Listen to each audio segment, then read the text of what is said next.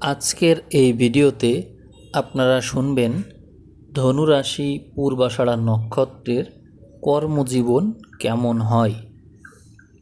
বৈদিক জ্যোতিষশাস্ত্র অনুযায়ী পূর্বাষাঢ়া নক্ষত্র হল অদম্য সাহস, উচ্চাকাঙ্ক্ষা এবং বিজয়ের প্রতীক। এই নক্ষত্রের প্রতীক হল কুলো বা হাতপাখা। নিয়ন্ত্রক গ্রহ হল শুক্র।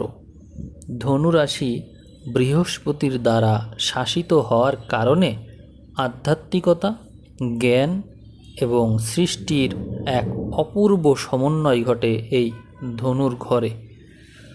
পূর্বাষাঢ়া নক্ষত্রের জাতক জাতিকারা আপনারা সাধারণত আত্মবিশ্বাসী, স্পষ্টবাদী এবং স্বাধীনচেতা হয়ে থাকেন। আপনারা যে কোনো কঠিন পরিস্থিতিতে হাল না ছেড়ে এগিয়ে যেতেই পছন্দ করেন। এই জন্য কর্মজীবনের সাধারণ ক্ষেত্র ও প্রবণতা বিশ্লেষণ করলে দেখা যায় আপনারা চিকিৎসা ও গবেষণায় ভালো করেন। এই কারণে আপনারা দক্ষ চিকিৎসক, সার্জন বা গবেষক হতে পারেন। এছাড়াও আপনারা প্রশাসন ও আইনে ভালো করে থাকেন। উচ্চ পদস্থ সরকারি কর্মকর্তা, বিচারক বা কূটনীতিক হিসেবে সুনাম অর্জন করতে পারেন। মিডিয়া ও শিল্পকলায় ভালো করতে দেখা যায়। শুক্রের প্রভাবে লেখালেখি, অভিনয়, সঙ্গীত বা বিনোদন জগতে খুব ভালো করেন। এছাড়াও আপনারা শিক্ষকতা ও দর্শন এই সমস্ত ক্ষেত্রে আধ্যাত্মিক গুরু, মোটিভেশনাল স্পিকার বা অধ্যাপক হিসেবে অন্যদেরকে খুব সহজেই অনুপ্রাণিত করতে পারেন। আপনার জীবনের দশা বিশ্লেষণ করলে দেখা যায় যে জীবনের প্রথমে আপনি পান শুক্রের দশা, এবং এই শুক্রের দশার প্রভাব বিশ্লেষণ করলে আবার দেখা যায় এ সময় আপনার কর্মজীবনে সৃজনশীলতা, খ্যাতি এবং আর্থিক প্রাচুর্য আসবে। এবং সেই প্রভাব যদি আপনি ফ্যাশন, মিডিয়া, বিলাসদ্রব্য বা শিল্পকলার সাথে যুক্ত থেকে কাজে লাগাতে পারেন, তাহলে আকাশ ছোঁয়া সাফল্য পাবেন। এরপরে সূর্যের দশা আসে। এই রবির দশায় আপনি আরও ভালো করতে পারেন, কারণ এই রবি হলো ধনুরাশির মিত্র ঘর। এই জন্য সূর্য গ্রহটা ধনুরাশির মিত্র গ্রহ হওয়ার কারণে এই সময়ে রবির রাজত্বে আপনি সরকারি চাকরি, প্রশাসনিক পদ বা রাজনীতিতে প্রবেশের জন্য সেরা একটা সময় পেয়ে যাবেন। এই রবির দশায় আপনি সম্মান এবং ক্ষমতা অর্জন করতে পারবেন অতি সহজেই। রবির পরে পেয়ে যাবেন চন্দ্রের দশা। সেখানে চন্দ্র মানসিক শান্তি এবং আবেগের কারক। এই সময়ে আপনার কর্মজীবনে আসবে স্থিরতা, বিশেষ করে জল বা তরল জাতীয় ব্যবসা, আমদানি রপ্তানি বা নার্সিং পেশায় বেশ উন্নতি করতে পারবেন আপনি। মঙ্গলের দশায় দেখবেন সাহস এবং কর্মশক্তি বৃদ্ধি পাবে প্রচুর পরিমাণে। এই দশায় আপনার মাঝে ঝুঁকি নেওয়ার প্রবণতা অবশ্যই বাড়বে। রিয়েল এস্টেট, ডিফেন্স, সেনাবাহিনী, পুলিশ বা ইঞ্জিনিয়ারিং পেশায় যুক্ত ব্যক্তিদের জন্য এই সময়টা খুব খুব ভালো। এই মঙ্গলের দশা পার হতে না হতেই চলে আসবে রাহুর দশা। রাহু আপনাকে অত্যন্ত উচ্চাকাঙ্ক্ষী করে তুলবে। এই দশায় আপনি প্রযুক্তি ব্যবহার, বহুজাতিক কোম্পানি বা নতুন কোনো অ্যাডভেঞ্চারমূলক ব্যবসায় সাফল্য পেতে পারবেন। তবে হঠকারী সিদ্ধান্ত নেওয়া থেকে অবশ্যই বিরত থাকতে হবে। রাহুর দশার পরে পাবেন বৃহস্পতির দশা। বৃহস্পতি আপনার রাশির অধিপতি এবং সেই কারণে এই সময়টা হবে আপনার জন্য জ্ঞানের বিকাশকারক একটা সময়। অবশ্যই জ্ঞানের বিকাশ আপনি ঘটাতে পারবেন। সেই কারণে আপনি শিক্ষকতা, আইন, ব্যাংকিং বা উচ্চ পরামর্শদাতা হিসেবে সর্বোচ্চ শিখরে পৌঁছাতে পারবেন। আপনার বয়স অনুযায়ী যদি কর্মজীবনের গতি প্রকৃতিকে খেয়াল করা যায়, তাহলে দেখা যায় যে আপনার জীবনের 32 বছর বয়স পর্যন্ত সময়কে প্রাথমিক জীবন হিসেবে ধরা চলে। এবং এই সময়টা আসলে আপনার কর্মজীবনটা কিছুটা অস্থির থাকবে। ক্যারিয়ারে সঠিক দিক নির্দেশনা খুঁজে পেতে গিয়েও অনেক বাধা বিপত্তির সম্মুখীন আপনি হবেন। এরপরে 30-এর পর থেকে মোটামুটি 33 থেকে 50 এই সময়টাকে আমরা মধ্য বয়স বা মধ্য জীবন হিসেবে ধরে নিতে পারি। এই পর্যায়টা হচ্ছে আপনার জীবনের টার্নিং পয়েন্ট। এর মধ্যে আপনি পাবেন বৃহস্পতি এবং শুক্রের মিলিত প্রভাব, আর সেই জন্য আপনি কর্মজীবনে স্থায়ী সাফল্য, পদোন্নতি বা প্রচুর ধন সম্পত্তি এগুলো অর্জনে সহযোগিতা পাবেন। তারপরে 50-এর পরের যে সময়টা, এটাকে আমরা প্রৌঢ়ত্ব হিসেবে দেখতে পারি।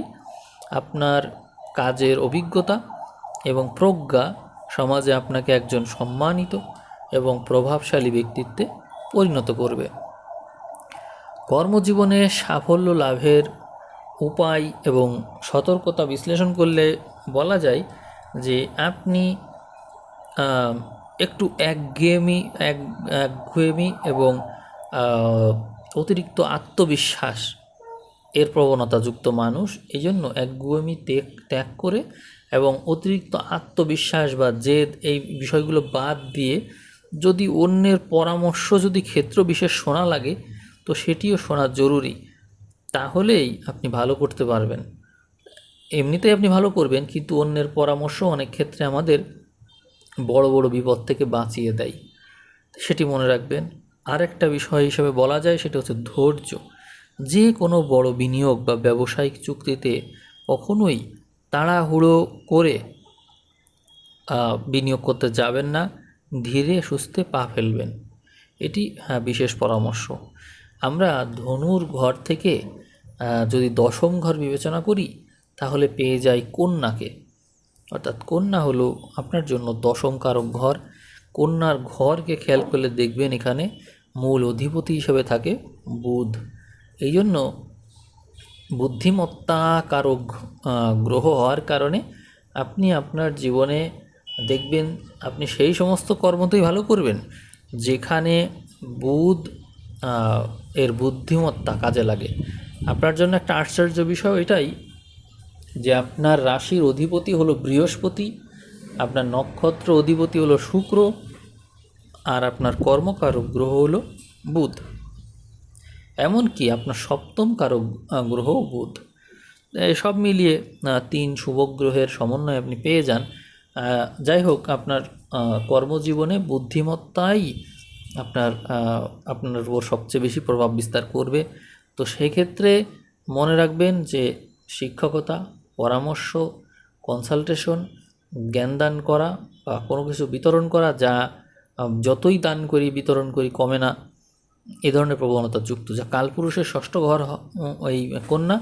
এই কারণে আপনার জীবনে চাকরি ভাগ্যটা অত্যন্ত শুভ রয়েছে। তবে সার্ভিস লাইফে আপনি সহজেই ভালো করতে পারবেন, এরকমই কিন্তু সৌভাগ্যযুক্ত ব্যক্তি আপনি। তবে কন্যার বৈশিষ্ট্যটাকে মেনটেন করা উচিত।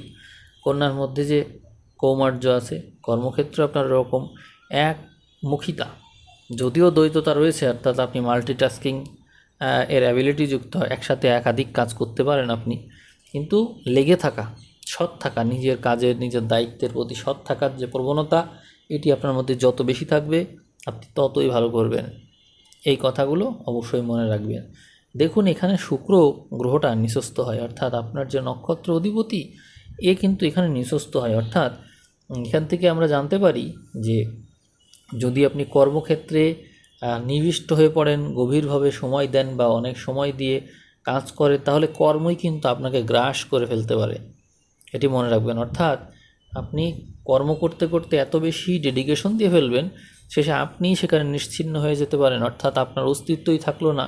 আপনি কর্মক্ষেত্রে মারা পড়ে যেতে পারেন, বা সুনামহানি হতে পারে, বিতর্কিত হতে পারেন, বা নিজের রিপোর্টের চাইতে বেশি নিজের যা দায়িত্ব সীমানা তার চেয়ে বেশি এফোর্ট দিতে গিয়ে পরবর্তীতে সমস্যায় পড়ে যেতে পারেন। মনে রাখবেন, কর্মক্ষেত্র, ফ্যামিলি, অর্থাৎ কর্মক্ষেত্রকে কর্মক্ষেত্রেই রেখে আসতে হবে, ফ্যামিলি পর্যন্ত তা বয়ে নিয়ে আসবেন না। কর্মক্ষেত্রের কোনো ঘটনা ফ্যামিলিতে শেয়ার না করাই ভালো। এই বিষয়টা মনে রাখবেন, না হলে কিন্তু আপনাকে এই কর্মক্ষেত্র থেকে উৎপন্ন দুঃখ পরবর্তীতে ভোগ করতে হতে পারে। এখন আমি যে বিষয় নিয়ে আলোচনা করলাম এতক্ষণ, এই ভিডিওটা আপনারা পেয়েছেন। এর আগে আমি যে ভিডিও দিয়েছিলাম, সে ভিডিওটা ছিল হচ্ছে আপনাদের সম্পর্কে কি বলেছেন কিরো। সেই কিরোর ভিডিওটা বেশ জনপ্রিয় হয়েছে আপনাদের কাছে, আপনারা খুব পছন্দ করেছেন, 5,000 ভিউ ক্রস করেছে। এই কারণেই কিন্তু আপনারা নতুন এই কর্মজীবনের ভিডিওটা পেলেন। এখন এই কর্মজীবনের ভিডিওর ভিউ যদি আবারও 5,000 ক্রস করে, আপনারা আরও নতুন আর একটা ভিডিও পাবেন। তো ভিডিওর বিষয়টা কেমন লাগলো কমেন্টে জানাতে পারেন, নিজেদের মতামত রাখতে পারেন, বা কোনো বিষয় সম্পর্কে আপনারা স্পেসিফিক ভিডিও চাচ্ছেন কি না সেই বিষয়টা উল্লেখ করলেও আমি তার উপর ভিডিও দিতে পারবো। সবাইকে অসংখ্য ধন্যবাদ জানিয়ে আমি তাহলে আজকের ভিডিও এখানে শেষ করলাম। সবাই ভালো থাকবেন, ধন্যবাদ।